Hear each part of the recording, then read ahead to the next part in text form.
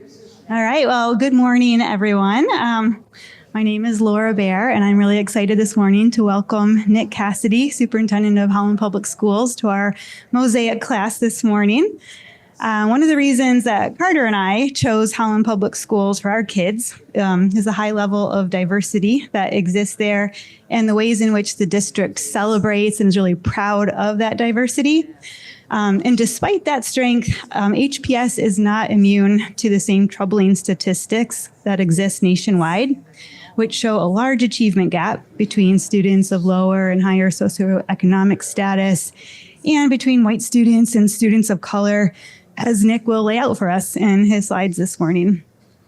I resonated with a recent article I read in the Reformed Journal by Elizabeth Lefebvre of Bethel University in Minnesota, titled Seeking Justice in Schools, a Christian call to pursue educational equity. I don't know if any of you read that or not. She asks, how did we get to a point wherein significant educational inequities, injustices, seem intractable? Why doesn't educational injustice seem to make the list of our primary concerns or maybe even our secondary concerns? Well, Nick Cassidy is here this morning to help us better understand this situation. He and the Holland School Board clearly have a commitment to addressing these inequities.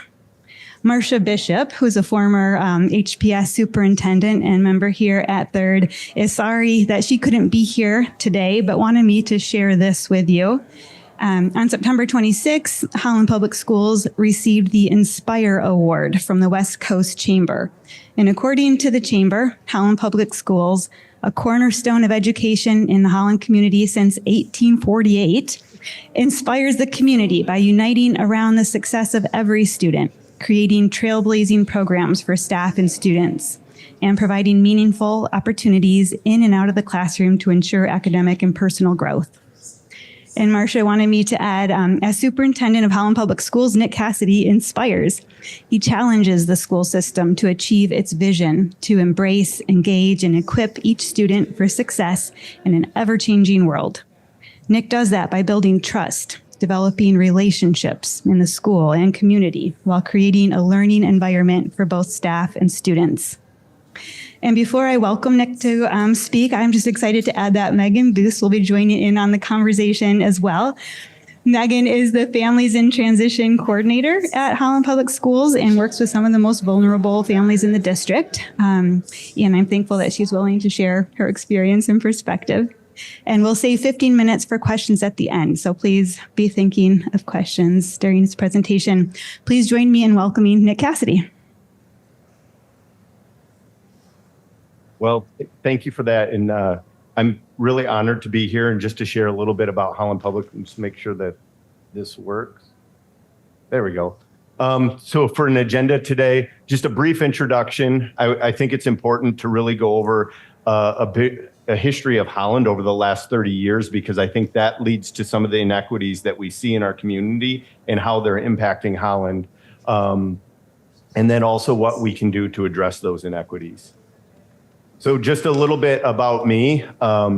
This was last year. The picture on the left is last year on the first day of school, dropping my oldest daughter, Joy, who's 8th grade, off at the middle school. My twins, May and Clark, they are in 4th grade at West this year.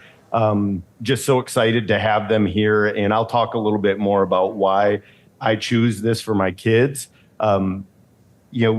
We actually when we first moved to Holland, we were just down the street here on 12th Street. My oldest daughter was going into kindergarten, so she went to me at East. Once we had the twins, we kind of outgrew that house, and we ended up buying a house up in West Olive. When we restructured and it became a standalone middle school, I couldn't bring them down, and I couldn't ask my wife to do that. And Joy ended up going to Grand Haven for a couple of years until I was able to move into this job and have the flexibility of getting them to school, because as a middle school, I was getting in the office at 6 a.m. every morning. Elementary doesn't start until 8:30. So we couldn't do that. So when this happened, once I moved into this, I thought, man, this is great to be able to have them back. And the big reason that I do that and what we love about it is Holland is a small district. And, and I'll talk about what attendance was 30 years ago and what it is now. but we still offer, while we're a small district where we know the kids and our families, we also offer the big opportunities that we have in some of the performing arts, athletics, clubs that you see in bigger districts. But we're also diverse, have a supportive community, and we have an unbelievable staff. And those 5 things, I have yet to find another district in Michigan that has all of those. Oh, actually, I should probably, and on the picture on the right, this was just from our Holland Educational Foundation half marathon. That's my wife, Andrea, in the middle, who took on running a half marathon for the first time ever. She had never run more than a 5K and got her sisters to do it too. They were all bad mouthing me for months of training going into this.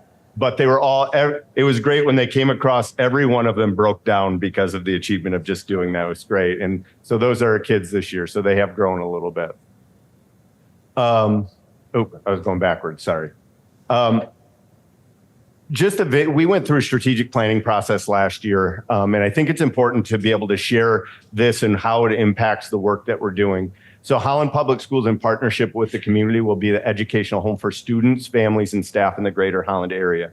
One thing that you'll see throughout when I'm talking about Holland is the fact that we know that we're the center of Holland. And it's our job, and what we're really trying to lay into is that it's our job to unite the community around our kids. And we'll talk about that in our core values as well. And Laura had already talked about our mission statement of embracing, engaging, and equipping each student. I will say that we can't do this alone. And that's the one thing that I will continue to call on with the community about what we can do to support our kids. Our core values, this was really important to include this in our updated strategic plan. There was some pushback a couple of years ago about, do we need to change the Dutch mascot? And I'll tell you, we polled the community, had a focus group and stuff, and bottom line is the community said, that's not important to us. But the reason that this is important to me is the Dutch matrix, diverse, united, thrive, committed, and honorable. This was created by kids at the high school a couple of years ago when they were talking about behavior, and we wanted to adopt this to what it means for us as a school. And so when we talk about diversity, we embrace and value and celebrate the qualities that make us unique, and believe it's our collective responsibility to foster respect, a sense of belonging, and success that honors each individual. United, and this is the one that I've been pouring into a ton this last year. We believe Holland Public Schools is the center of a thriving city, and it's our responsibility to unite the community around the success of all students. And we'll talk about how our community has gotten behind us over the last couple of years. Thrive, we promote a culture of excellence by challenging ourselves and others to grow academically, socially, and emotionally. Committed, we dedicate our best effort to ensure an exceptional educational experience for every student in our community. And honorable, we uphold and promote integrity, respect, honesty, and fairness through our policies and practices. And it is, I will tell you, I wouldn't do this job in any other community. One thing you might not know is I didn't want this job to begin with. So when Brian Davis had retired, I did not apply for it. A couple of people had asked if I would be interested, and I said, there is no chance I will ever do that job. We hired a superintendent, and it wasn't a great fit. Only lasted a couple months, and the board had asked me to step in as an interim and I was so adamant that I would be back at the middle school. I made them write that into the contract that I would start the next year. And I truly mean it. I wouldn't do this in another community because this community has been so supportive. And I'll talk about that a little bit later about what that's meant for us and our kids. But some of the things that we've really been working on is changing the perception in Holland. I think that there have been some things that ball rolled in the wrong direction for a long time in Holland, where people were justifying other choices by bashing Holland, and we did very little to fight that and to be able to share the positive messages that we have. And then working with the community to provide opportunities and experiences for our kids. We'll talk a little bit later about the opportunity gap and what we need to do as a community to make connections. And as we look at our kids who are achieving, and it's not just Holland, but everywhere, one of the things that they have to begin with is this mindset going in that I'm going to go on and have all the opportunities when I leave here, because that's ingrained from a young age, and they have connections in the community from their families. Not all of our kids have that. And then providing support for our families, and this one is a key one as well. Some examples of community support. Teachers Live Here is one that I just go back through. And if you haven't heard about this before, a few years ago, one of our teachers was at a Jubilee Ministries event. And Jubilee Ministries is very similar to Habitat for Humanity, creating their focus is on creating housing for the missing middle, teachers, nurses, people that are, middle class, but might not be able to afford homes in Holland. And one of our teachers started talking about her desire to live in the community where her kids go to school, to make sure that her kids could play with the kids that she's serving, that she would be at the families. That hit the right person at the right time, and one of the community members there and said, that's the Holland I want. And from there, he came to us with Jubilee, and we came up with the Teachers Live Here program, which is providing down payment assistance for teachers to live in this community.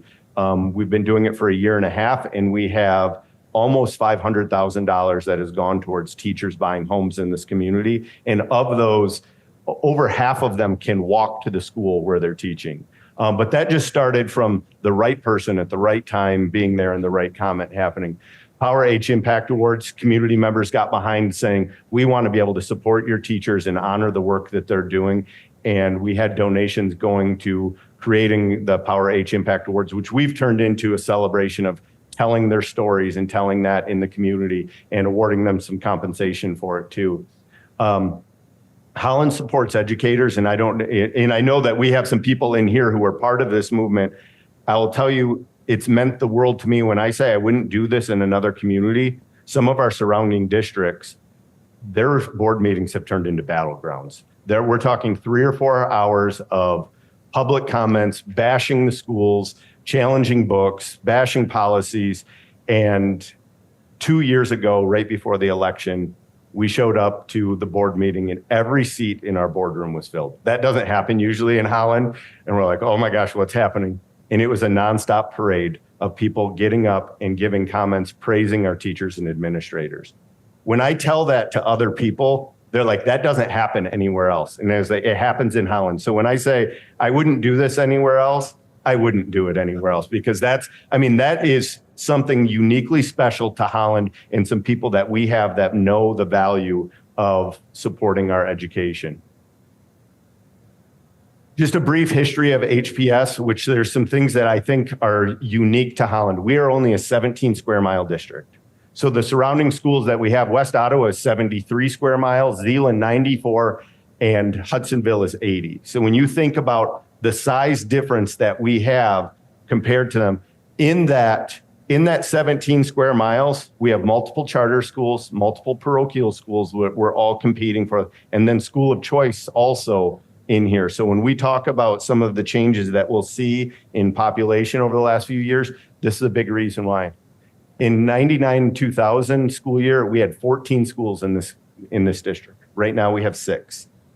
At the turn of the century, we had 1 early childhood centers, 9 elementary schools, 2 middle schools, a high school, and an adult ed community program. Right now we have 6 schools. So we have 4 elementary schools. We have West Jefferson Heights and Holland Language Academy, 1 middle school, and 1 high school. And inside that high school, we have our HVRT Credit Recovery School and our Holland Early College. So if we go back to the changes that we had in the mid-90s, Proposal A passed, which allows for school of choice and also charter schools, which hit Holland hard. And what we see is those really took off in any urban district with diverse school settings. And we know and we'll talk about the demographics change in Holland over that time. What it caused was enrollment decline, where in a district going through enrollment decline has to make decisions based on numbers, not necessarily based on kids. And all that did over that time was exacerbated decline in pushing people out. In order to make, with 85% of our budget on people, in order to make up for budget loss from enrollment decline, you have to cut staff, which means increasing class sizes, which drives more and more families out. So we had to consolidate schools. We had a change in perception as people were making choices. That the way that they justify their choice a lot of time is by saying why they're not choosing something else. And that caught fire in our community, and especially some neighborhoods. And what that did is it increased gaps in Holland. This is the enrollment decline from 2006 to 2021. We went from 5,000 kids to 3,000 kids in Holland. During that was an average yearly loss of 133 kids over that time. We also know that overwhelmingly the demographic that we were losing were our white students to surrounding districts, to charter schools, to private schools.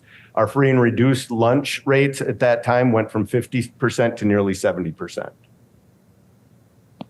I will say the one thing, a huge celebration for Holland, over the last 2 years, we bucked this trend. We dropped my first year as superintendent, we were projected to lose 166 kids. We cut it in half and only lost 83. Last year, we grew for the first time in 30 years. We were projected to be down 91 kids. We grew by 65. And this year, right now, we're growing just by a couple, which we're hoping that, we're still in the middle of that window, but we're projected to lose again. So we're bucking that trend and at least stabilizing right now, which is a huge, huge win for us. Because what that does is it allows us to invest in the programs and stability, which are going to be best for our kids. So our demographics, and I'll tell you, I ran the report again the other day after I had already sent this in. We are now 48% Hispanic in Holland Public Schools. That is a huge change from where we were in the mid-90s. 34% white right now, 9% black, 5% multiracial, and I'll see the multiracial number go up and down quite a bit based on how people identify when they fill out their demographic information, and 3% Asian. When we look at our community demographics, so if you see that top line across the top, that is Michigan for our population of African Americans in Michigan. Then you have the United States is the blue. All the way down at the bottom, this is looking at the different entities in Holland. And so if you look at that based on the jurisdiction, going from 1% to 5 or 6%, but you can see there's an overrepresentation of Holland's black families in Holland Public. And I would say the same goes for West Ottawa compared to the rest of Holland, because this is, they're going to their public school. Same thing with 2 or more races, very similar when we're looking at that. I couldn't pull the Hispanic data with this for whatever reason. This format wouldn't allow me to do that because a lot of times the federal designation falls under white. So it's kind of weird when we look at that, which that's a whole nother conversation for a later time. But what we notice with these gaps and inequities, especially as we've gone through and more and we've become more diverse, we notice a huge gap between our white and non-white students in Holland. And this is nationwide too. I would say it's a little bit different because Holland is a very unique place in terms of the different disparities we've seen. So that means our white students are achieving at much higher rates than our non-white students. I would say a huge gap between our low socioeconomic students and those who are not. And I would say that's probably the biggest disparity that we have. The thing is that a lot of our socioeconomic status and that gap follows racial lines as well. And that's where it becomes a community effort that we're going to have to make to close that gap. So we have an achievement gap. We have a behavior gap, meaning that our students of color are being suspended, expelled, or receiving behavior referrals at a much higher rate than our white students. We go through and dig down of what that looks like, and I will say it's not the enforcement of the policies, but we have a belief right now that we have to address in terms of this attitude gap of coming into school and the importance of school, because we have kids making more poor choices because I think of the opportunity gap that they know that they don't have. When Johnny Rodriguez a couple of weeks ago came and did our opening statement for a welcome back talk, and he talked about specifically that, about coming in knowing, like, we have white students who are set up for, they know that their expectation is they're going to go through school, they're going to have all these opportunities waiting for them, including college, and they know I'm not messing this up. Some of our minority families don't have that same pressure for excellence going through, and we need to make sure that we're communicating that with all of them. Yep. Yep.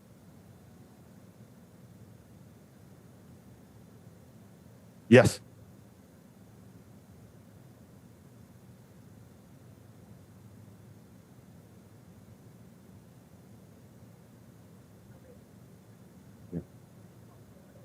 Yep.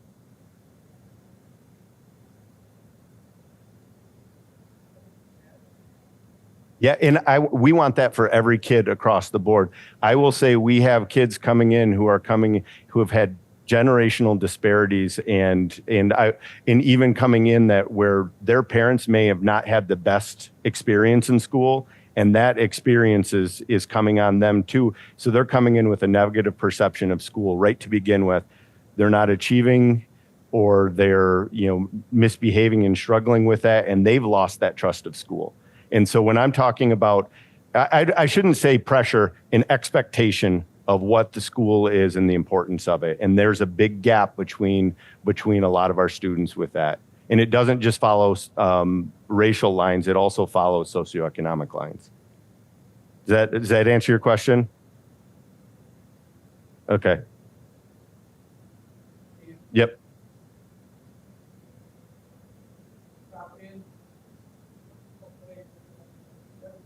Yep.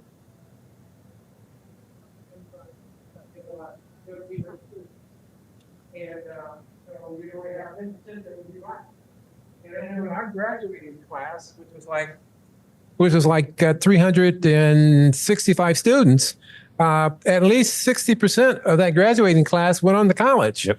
And I would say 80% of the African Americans who graduated went on to college. So I'm,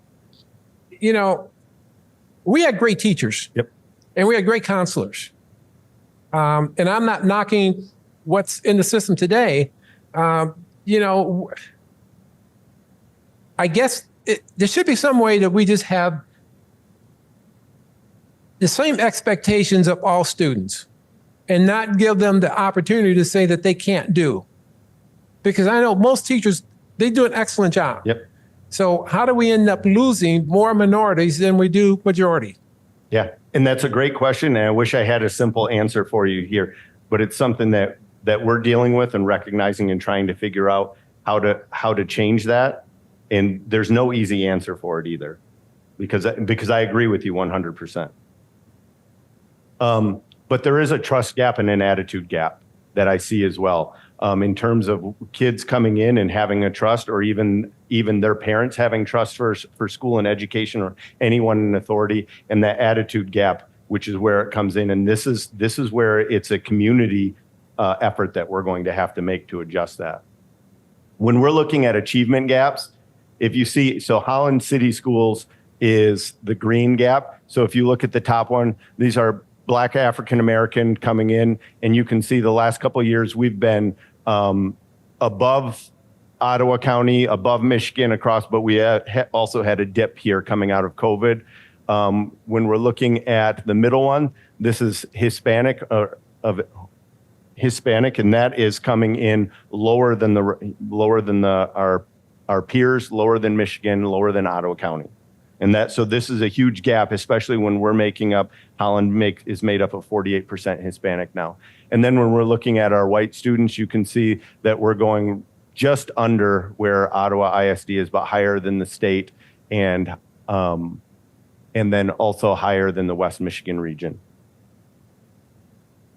When we're looking at advanced placement students at Holland High School, we have 190 students right now in advanced placement classes. Gender, 56% of them are female, 44% is male, and this has been a huge change over the last couple generations in terms of females going on to college at higher rates and also taking advantage of advanced placement courses. The breakdown by race, 58% of those of students in AP courses are white, 42% are non-white, and that includes 28% Hispanic, 5% African American, 5% Asian, and 3% multiracial.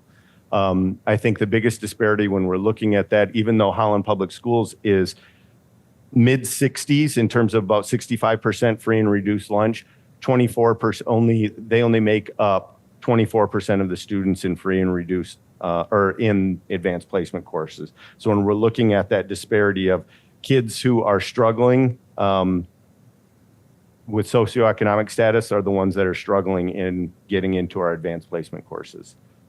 And that's a tough line too, because you want to build up kids so they have the opportunities and they qualify for that without diminishing or watering down what that advanced placement programming looks like. When we look at behavior gaps across the line, so this is a risk index, and this is based on behavior. And when we're looking at that, it was like what percentage of students in our schools are exhibiting, misbehaviors. And when we're looking at that, so we're saying our Asian students, about 30% of our Asian students have received a discipline referral, about a little over 50% of our Black students, about 45% of our Latino students.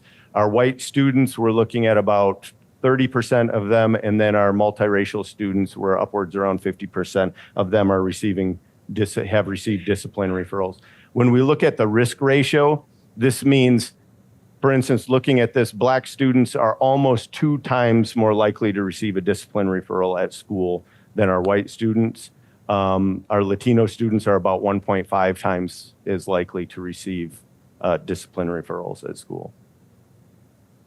And these are rates per student. So in terms of when we're looking at that, our Black students are receiving on average about 3 discipline referrals per student in our schools. Our multiracial is pretty similar to that. And then our Latino students, a little less than 2. And you can see the disparities between the demographics there. And I will say, the answer isn't to not refer or not to address behaviors. The answer to this is how do we teach expectations and create this belief that they're there to learn and to succeed and that they deserve the opportunities that come from it. So an opportunity gap is the unequal distribution of resources and opportunities based on factors like race, ethnicity, socioeconomic status, English proficiency, and more. And these gaps can lead to lower rates of success in educational achievement, career prospects, and other life aspirations. And when we talk about this, these are the gaps that as a community, I hope we can continue to address. When we talk about the attitude gap, we brought in, it was my first year in Holland as a principal, Barude Kefele, who's written several books, and he talked about the attitude gap that often affects underperforming students and can only be closed if educators first help students develop the will to strive for excellence. I will say I will disagree with him on one part of this is I get where he's coming from it, but he puts almost the sole the responsibility on educators to change this, and I don't think that's the case. I think this has to be a community effort. So how do we close that attitude gap? It has to be mentorships coming in where we have people walking alongside kids, making sure that they know it. If they're not getting it home, we have to make sure that we're providing it as a community. Connections to school. What I've seen and we really tried to increase over the last couple of years is making sure all of our kids are connected to school in some way other than just their academic courses. Kids who are connected to sports, clubs, activities, mentorships, all of that are succeeding and thriving in our schools. Those who are not, more often than not, are not thriving at school. And so really trying to make sure that we're getting those connections so they have that core group of kids that they can depend on as well, and they have connections to people outside of even their classroom. Gaining trust with students and families. And I know I've brought this up several times, but we have students who have generationally had a distrust of schools from bad experiences. When I would give my back to school talk as a principal and parents would ask, what can we do to support our kids to make sure, the one thing I would say is you talk positively about school by them. If even the jokes for our kids coming in about, oh, you got to go to school, or, oh my gosh, I feel so bad for you now, or anything like that, and it happens, and it's done in to be humorous and, and to joke with them.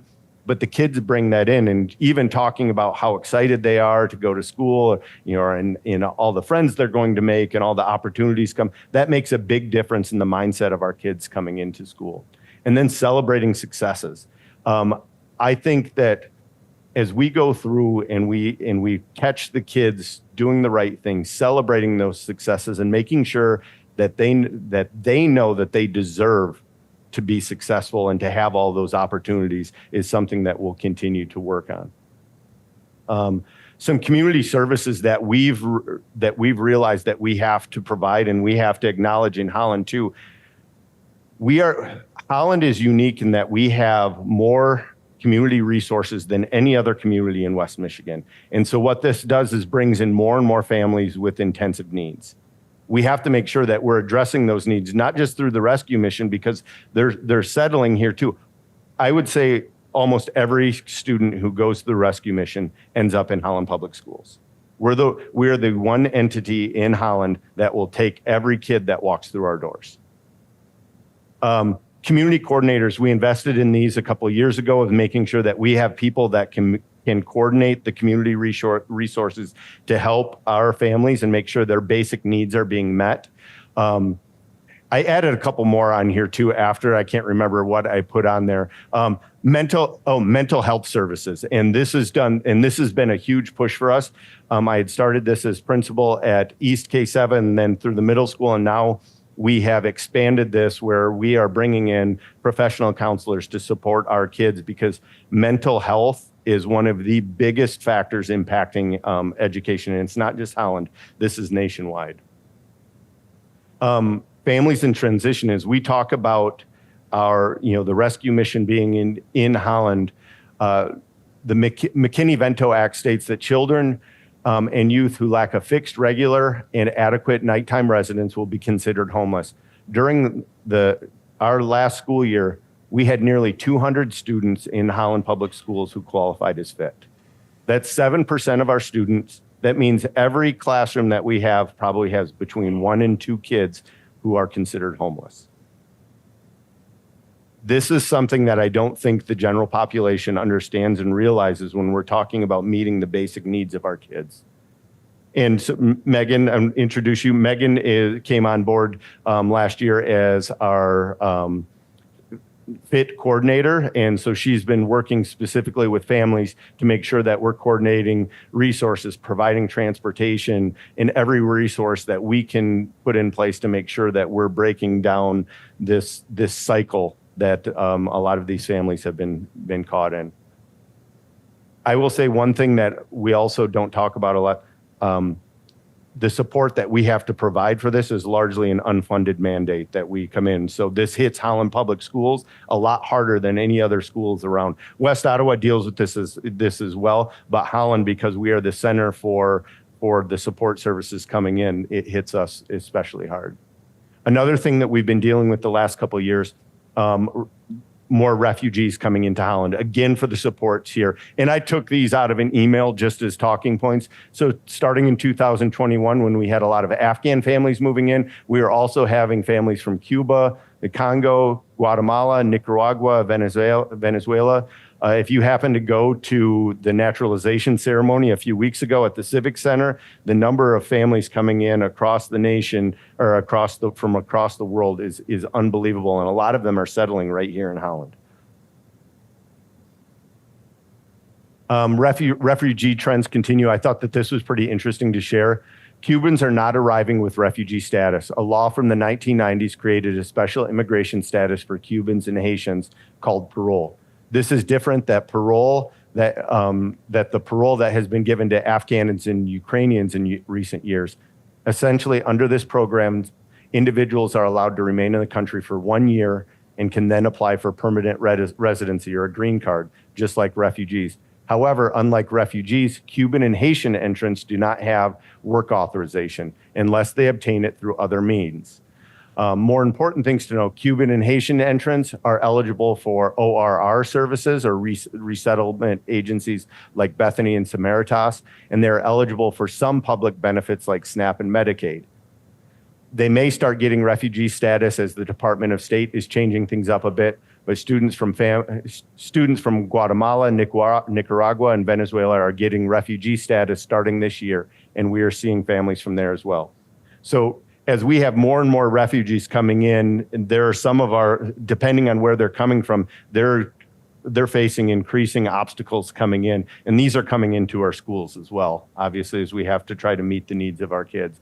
I will say one of the great celebrations we have, if you're in Holland High School and you look in our commons, we have all the flags there, and I think it's like 50 flags that we have hanging there from different countries of students represented across the world.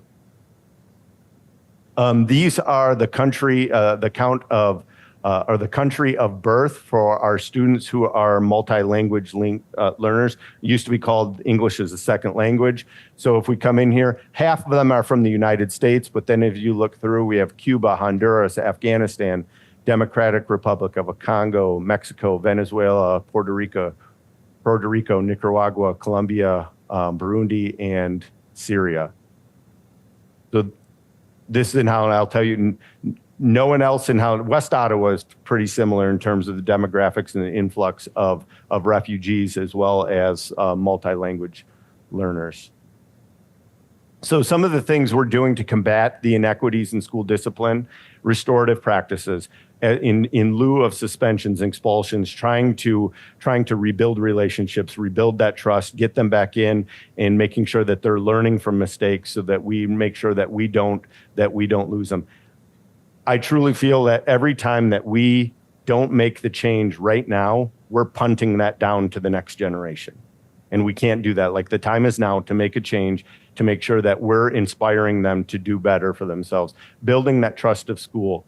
One of the things that we have been working on the last couple of years that we have that I don't think anyone else around here has, we have some students now that are part of teen court. So when we have kids who make a bad mistake, instead of it going through to the prosecutor's office if they made a mistake in the community or at school, that they can go through teen court. And I'll tell you, this is not a pleasant experience for the kids. They would much rather just go to court with. Are any of you guys on teen court back? No? It's a pretty awesome program that we have, and we partner with the Holland Police Department to put that in. And then making connections, making sure that they have connections in the community that can continue to inspire them. We have a couple students, and I can think through where we've had people who have been advocates for specific kids who have, some of the struggles coming into school, where they're coming in and supporting them at, parent-teacher conferences, helping with rides to get them to sporting events or performing arts programs. That makes a huge difference for them, that belief that they deserve to be able to have all of these opportunities.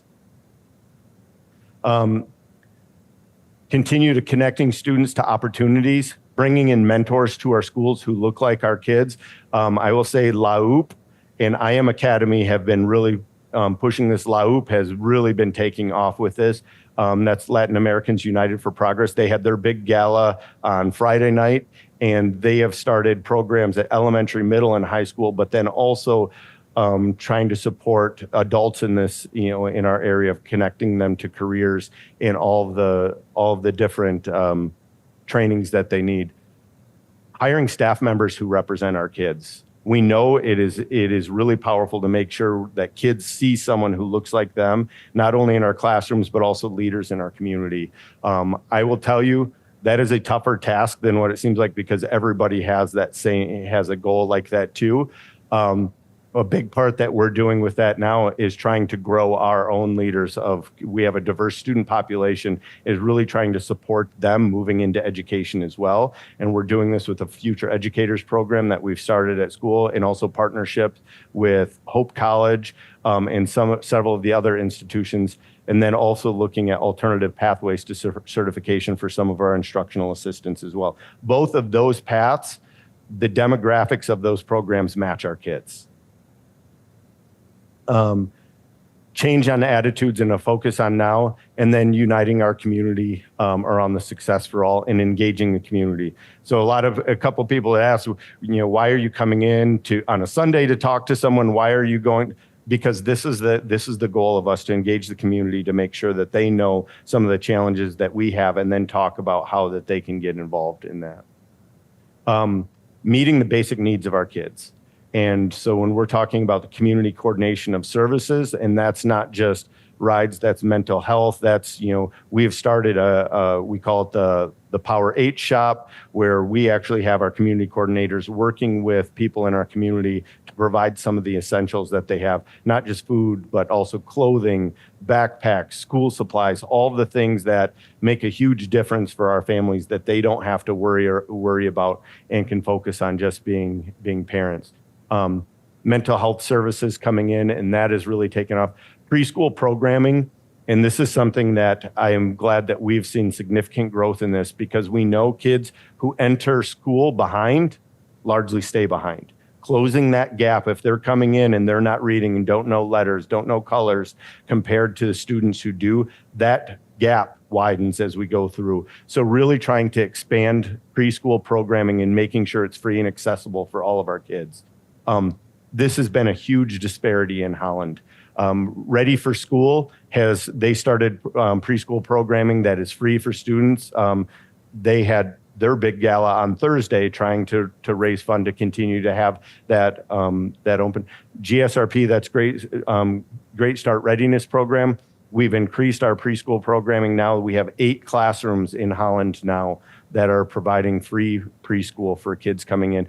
And they've also expanded who's eligible for that, because what's been tough a lot of times is we have families who have been eligible based on income, but then we have they're just outside of that and they can't afford to go find preschool, and they don't qualify for the free preschool. So it's expanded to include them as well.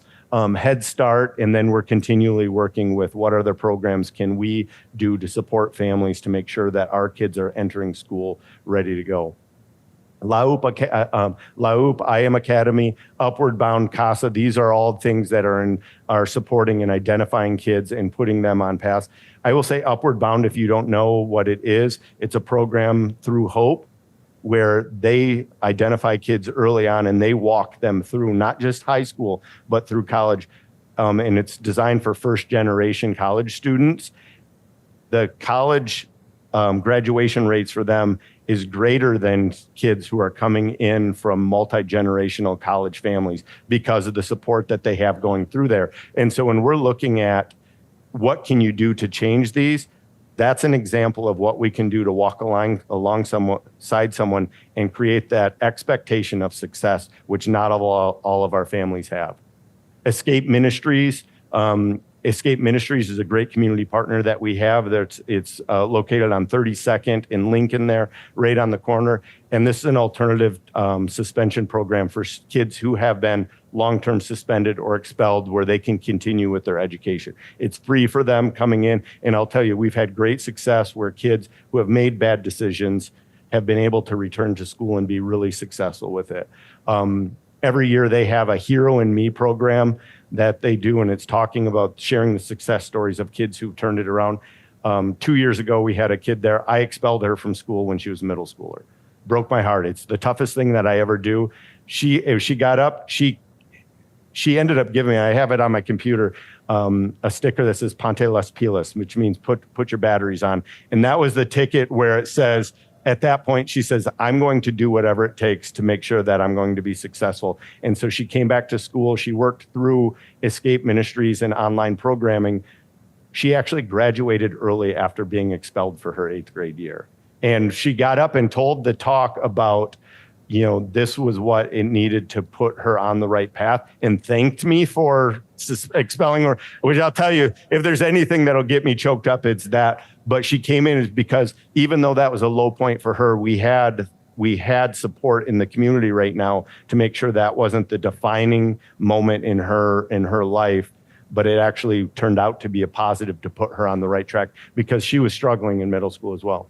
Holland Rec has been great of creating connections for kids and keeping them involved in athletics and different programs, and even adjusting schedules to make sure that it's at times that support our families that wouldn't normally be able to take advantage of that. This year, for the first time, offering them right at the end of the day, so families don't have to come and get their kids and bring them back at 6 or 8 o'clock at night for practices, because we know that a lot of our families struggling to just make ends meet can't provide that, or or working second jobs. That has been huge for a lot of our families as well.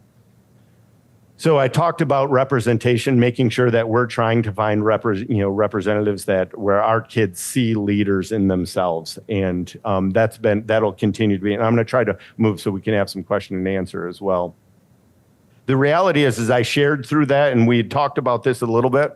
Our reality is 30% of our students are in Holland Public are attending selectives at universities. That's as much as anybody else in West Michigan.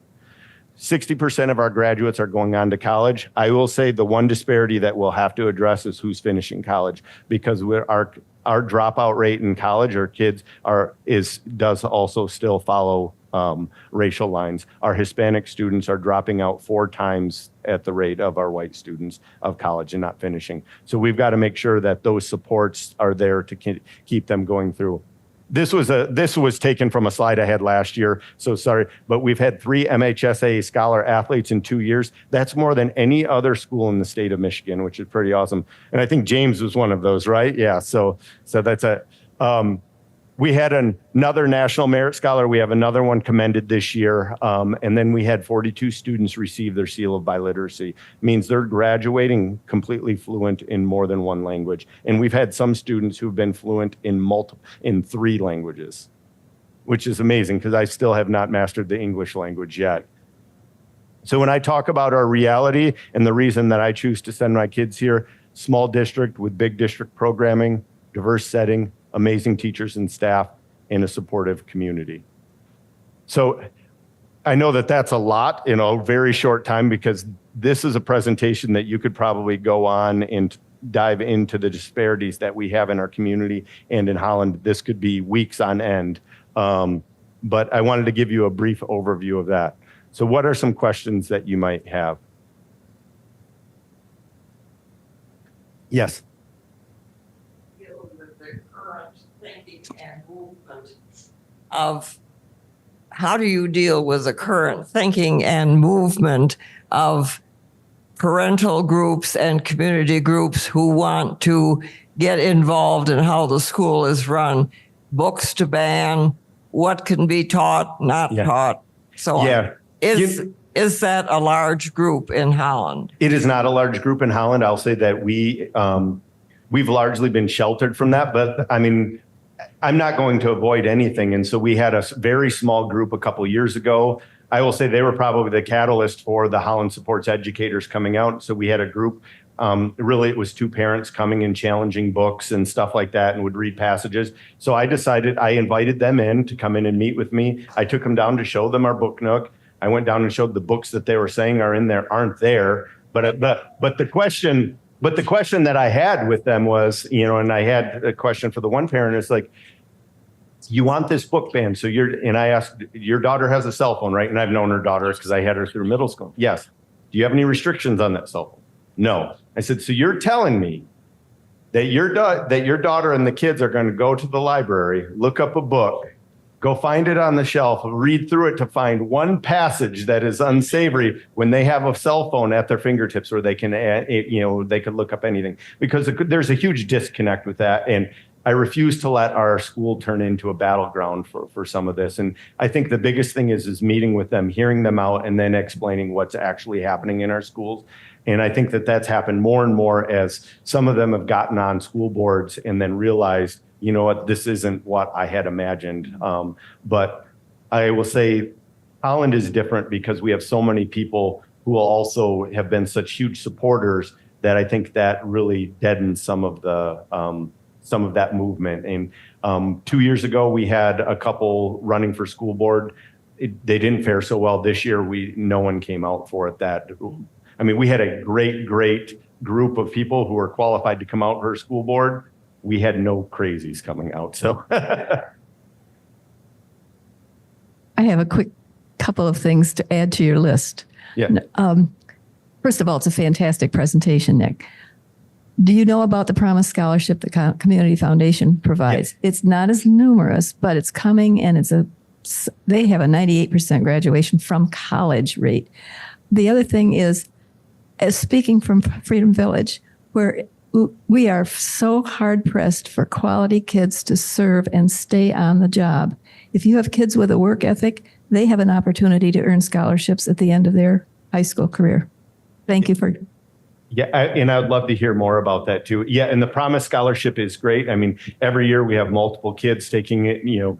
I will say in the last 2 days, I've had different kids reach out to me just about the Promise Scholarship and, supporting them or writing letters. And kids are always like, and I know I'm saying this with a bunch of kids in the back. They're like, oh, you don't have time to write. That is the one thing that I'll put everything else aside to write a letter for kids, especially ones who I've known and seen go through, because the Promise Scholarship of breaking down that financial barrier for a lot of our kids, I mean, that is where you're creating a generational impact on someone, because when they go through and graduate, their kids are going to be in a position when they go through where that expectation for success is there. And I am not one that pushes college. Like, I think that we've over pushed it for generations to the point where we've put kids in where they're putting themselves in debt for something. What I do want to make sure is when our kids graduate, that they have all the opportunities that are available for them. And that is an option for them. So thank you also for coming in. I'm Sarah Malone. I teach 7 through 12 choir at Holland Public, and I also school of choice my own children to our district for those reasons that Nick said he sends his kids there. I also have seen over the years, even when we've tried to do big initiatives, to have community volunteers come in and work with our students for sectionals or to help chaperone, not even the own parents, but community members volunteer to help with that, how that's made a lifelong impact on the lives of our students. What and how can adults in our community that want to volunteer to mentor, especially our middle and high school students, what can they do to get connected that way? Because I've seen on that other end as a teacher what a tremendous impact that has had. Even some of them having their Kids Hope mentor follow them and be that person at conferences for them every year. So I guess how can we connect our community members who maybe have the time and energy to connect with our middle and high school kids? Yeah, and I would give them a path. I would reach out to the principals, of those buildings to say, how can I help? Or even share, this is the skill that I would like to bring to your building in order to help. If it's a matter of helping with a program or helping with, it could be coming in at lunch to work with the kids. It could be helping with tutoring sessions after school. Like, those are all things, reach out to them. If you don't feel, you can email me and I can put you in contact with them as well. And we'll make sure that my email address is shared with you guys as well. Another thing is, people ask all the time, how can you get involved? I would say, support the Holland Educational Foundation. Kate Bolt, who's a member here at Third Reform, and I have some of her cards that she dropped off to me too.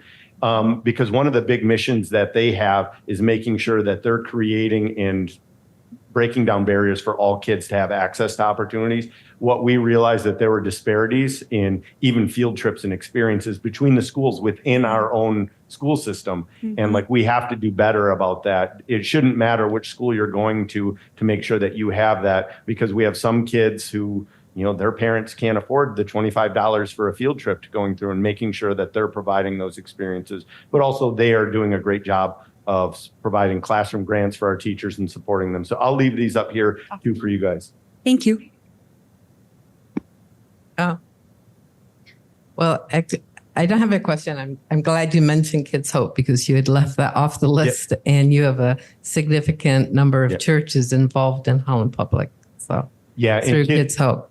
Yeah, and I've worked with Kids Hope since I started in Holland, and I should not have left that off, because it is a huge impact. And what I see are kids who, when I'm working with kids, especially ones who have made bad decisions, destructive decisions that really impact, I'll always ask them, who is someone that you can trust at school? And I'll tell you, I can't tell you the number of times that someone has specifically mentioned their Kids Hope tutor coming in that wouldn't be there if that didn't exist. So that is huge. Yeah. Thank you. And I had wanted to mention Kids Hope too. I think Beverly, you said you're full now with all the volunteers for this year, but next year, because at Third Reformed Church, we support Vanderbilt schools, and next year they're expanding to first grade. So there will be a need for more mentors starting next school year. But yeah, as you alluded to, there's many community organizations that we can get involved in, that aren't necessarily Holland Public Schools, but benefit, our kids in general in our community. And yeah, this was a really timely talk after our sermon this morning that, talked about there's a brokenness that needs attending, and our hope is in God, and God has invited us into this work. And so I'm really thankful for all of you for coming out to listen, and for Nick Cassidy for speaking. So thank you. Thank you.